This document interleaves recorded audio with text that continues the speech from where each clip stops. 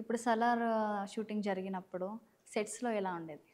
అద్భుతం అండి. Each and every minute నాకు అద్భుతం అది. హ్మ్. ఎందుకంటే ఆ సెట్ మనం ఇప్పుడు చూసి వేరే ప్రపంచం చూసాం అనే ప్రపంచాన్ని నేను ఆ రోజే చూసా. హ్మ్. ఒక 25, 30 రోజులు ఆ ప్రపంచాన్ని చూస్తున్నా అక్కడే ఉన్నాను నేను. ఆ!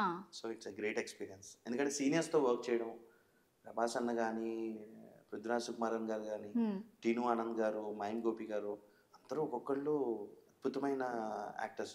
వాళ్ళందరితో వర్క్ చేయడం, వాళ్ళ యాక్టింగ్ ఎలా చేస్తున్నారని అబ్జర్వ్ చేయడం, hmm. How they are into the character ఎలా ఉన్నారో, నేను ఎలా ఉండాలి, హ్మ్.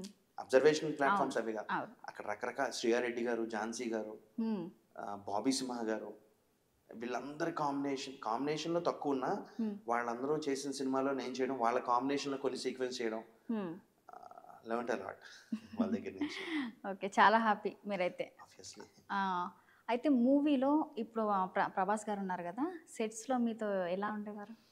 అంటే అదేం ఉండదండి. వాళ్ళది వాళ్ళు చూసుకుంటారు. హ్మ్. నేను నా క్యారెక్టర్ చేసుకుంటా. హ్మ్. పర్టిక్యులర్ సెట్‌లో ఆయన కాంబినేషన్‌లో వచ్చి హ్మ్. అప్రిసియేషన్స్ వచ్చి ఎలాంటి సిట్యుయేషన్స్ ఏం పడలేదు. హ్మ్. బట్ ఒక్కరోజు గట్టిగా అరిచాననమాట. ఈ డైలాగ్ పెద్ద గట్టిగా అందరి ముందు నాకు ఫోబియా పోవడం కోసం అనుకుంటా. ఆ! మైక్‌లో చెప్పించారు ఈ డైలాగ్. హ్మ్. సెట్ మొత్తంలో నేను ఒక్కడినే అరిచేలాగా. హ్మ్. అది నాకిప్పుడు ఎందుకు చెప్పించారనేది ఇప్పుడు అర్థమైంది. దాని నెక్స్ట్ షాట్‌లో నేను ఆయన మీద ఆపోజిట్‌లో అరవాలనేసి నేను ఈ డైలాగ్ చెప్పాలి. ఓకే. అంటే అప్పటి సో వరకు మీకు తెలీదు. ఆ!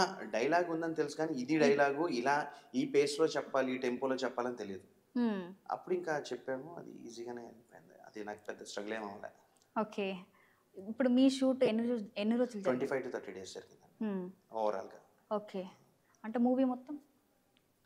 అంటే సినిమా మొత్తం 120 డేస్ పైనే అయింది. 120, 150 డేస్ దాకా. హ్మ్. నా పార్ట్ వరకు 25-30 డేస్. ఓకే. ఎక్కడ జరిగింది మీ షూట్? ఆర్ఎఫ్‌సి అండి. Total okay. ఆర్ఎఫ్‌సి.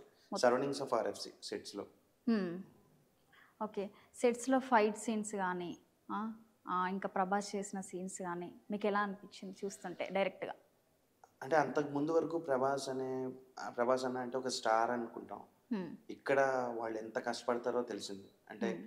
ఆ స్టేజ్‌కి రావడం కోసం వాళ్ళు ఎంత కష్టపడి ఉంటారో, వాళ్ళు ఎంత హార్డ్ వర్క్ పెడతారో, హ్మ్. అవన్నీ చూస్తుంటే అబ్బా! ఎంత ఈజీగా ఇది ఈజీ దొరకలేదు కాదు. వీళ్ళకి అనిపించింది. హ్మ్. అంత ఎఫర్ట్ పెడతారు. ఇప్పుడు కూడా హ్మ్. అంటే ఇంత ఫేము, ఇంత క్రౌడ్ పుల్లింగ్ కెపాసిటీ ఉండి కూడా వాళ్ళు అంత ఎఫర్ట్ ఎందుకు పెడుతున్నారో, హ్మ్.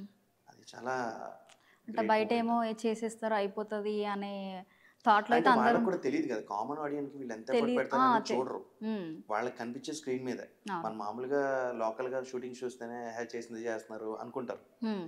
బట్ వీళ్ళు ఎంత ఎఫర్ట్ పెడతారు అంటే ఇంటర్నల్‌గా చెప్తున్నానండి. హ్మ్. ఇంటర్నల్‌గా వాళ్ళు యాస్ ఎ ప్రభాస్ హ్మ్. అంత ఎఫర్ట్ పెట్టి అంత క్యారెక్టర్‌లో ఉండి చేయాల్సిన అవసరం ఏంటి? అవును. స్టార్ హీరో కదా స్టార్ హీరో. అనుకుంటాం. పాన్ కానీ India star. Pan India star. Star. ఆహా! హ్మ్. అనుకుంటాం గానీ అసల వాళ్ళు చాలా హార్డ్ వర్క్ చేస్తారు. అంటే హ్మ్.